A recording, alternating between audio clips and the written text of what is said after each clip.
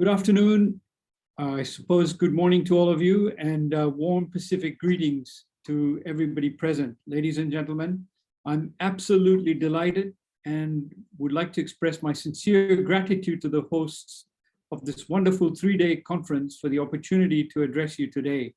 I apologize right at the outset that I can't be there in person today, and apologize that this is a pre-recorded message, primarily because a number of other commitments have come out, including heads of state, which mean that I can't actually get out of that. But I wanted very much to ensure that I was with you in any form that I could take, and so this has turned out to be the best way for me to be able to share some comments with you.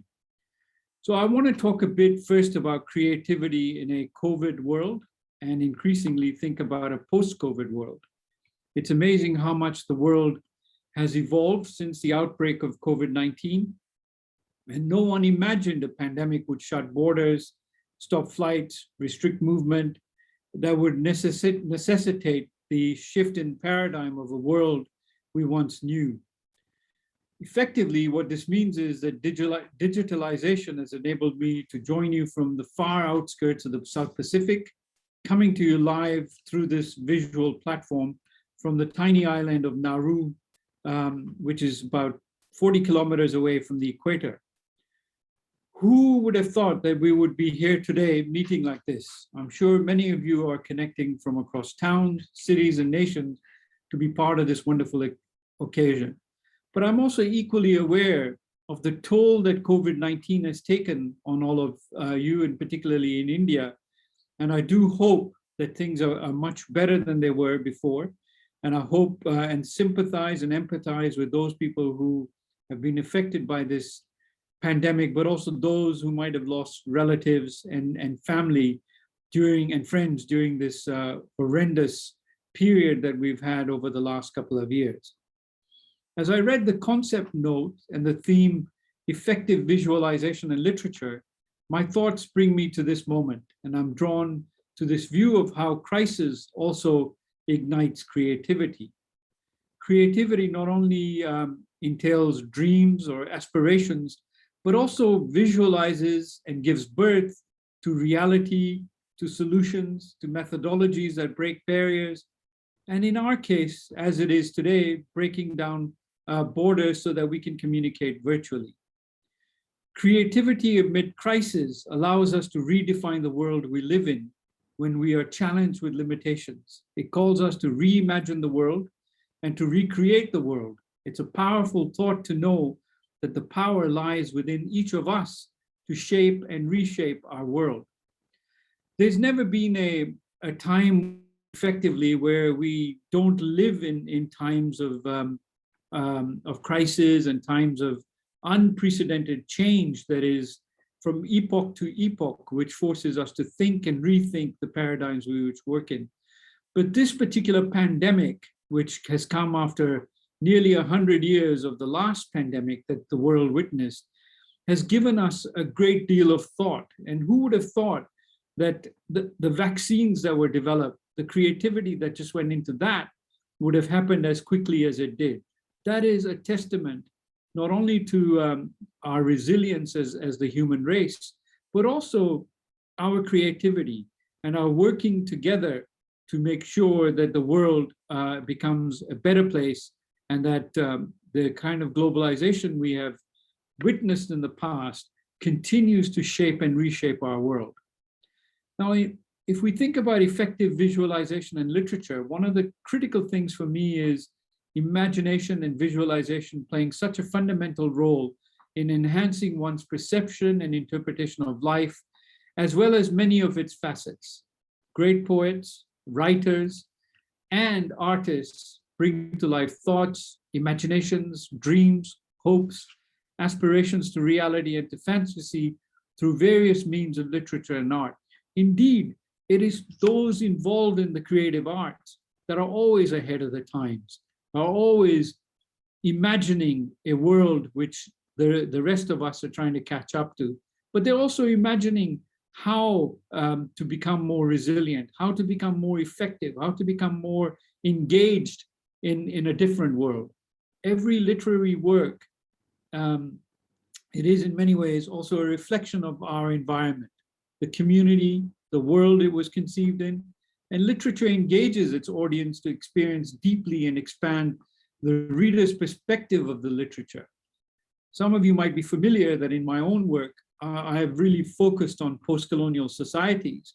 And it's that radical energy in the post-colony that I have talked about, particularly in relation to France and Algeria, that I believe gives us such a critical edge in the post-colony to think and rethink how we shape our world and not become merely, and not succumb merely to nationalism and national agendas, but really to think beyond nationalism and think about how we can contribute and connect the world in a different way. In visual arts, it's the unheard story too difficult to retell in words, the unsung song whose keys have yet to be found. It's the imaginings, the drawings of imagination and creativity to produce into masterpieces what could be expressed in words, but images, which couldn't be expressed in words, but images. Now, with that in mind, let's turn to the Pacific region, where threats to homelands and island states are affected by rising sea levels, climate change, and disasters unique to these parts of the world.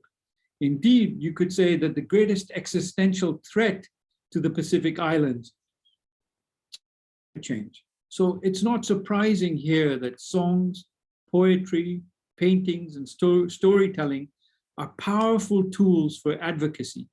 But it also speaks to the volumes to the oral tradition that exists within the Pacific, because it's the oral tradition which also complements the written word, the visual arts, because the oral tradition is so predominant in this part of the world. But let me give you a couple of examples. In 2014, a Marshallese poet, Kathy Kilsner, and spoken word artist addressed the opening ceremony of the UN Secretary General's Climate Change Summit with an extremely powerful, moving poem.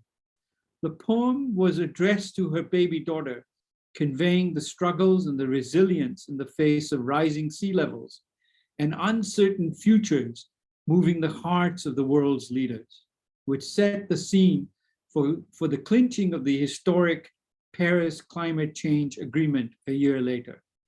As I said, for the Pacific, climate change is the existential threat that it has to face. So it's not surprising that one generation wants to pass on to the next the angst, the fear, and the tensions that come with climate change. But at the same time, to pass on the resilience and the fact that one should not just simply succumb to and have a sense of hopelessness, but rather that there is an optimistic message to the world. And of course, with the use of visual aids to enhance the artist's work, patriotism in the times of calamity can bring great hope and great inspiration. I'm sure that although India is not imbued in the spirit of rugby, which our rugby fanatic nation of Fiji is, for example, it's not as great a cricketing nation, but certainly rugby is what preoccupies the minds of Pacific Islanders. Songs of victory are created almost overnight for a winning streak. And as the nation celebrates the Olympic gold medal for our rugby sevens, these songs brought about loud roars from homes of its citizens, with hope in a time when the nation's COVID cases were increasing dramatically. In years to come, these will be in the literature, in the books, in the capturing of what has come before, of tales of yesteryear. Equally, in this heavily digitalized world that we live in, innovation is vital to engage readers. Today, social media platforms have become highly influential communication tools. Novels and books have now been incorporated into e-books, into e-stores and apps with a vast selection for readers. With these expanding applications and opportunities for access through gadgets in the palms of your hands. It is visualization that forces people to be innovative, but also informative, well organized, and appealing to one's reader's attention. And I'm sure this is the kind of innovation that will capture future readers' attention. I'm confident that over the next few days, the stimulating sessions that I see in your program will bring forth fruitful discussions on effective means of visualization in literature. Once again, please accept my apologies for not being able to join you at the time of your opening of this conference. But please, I hope you will accept this recording, and I look very much forward to hearing how the deliberations of your conference go. So signing off from Nauru, and with great gratitude for inviting me. Thank you very much, and I wish you all the best of luck over the next few days. Thank you.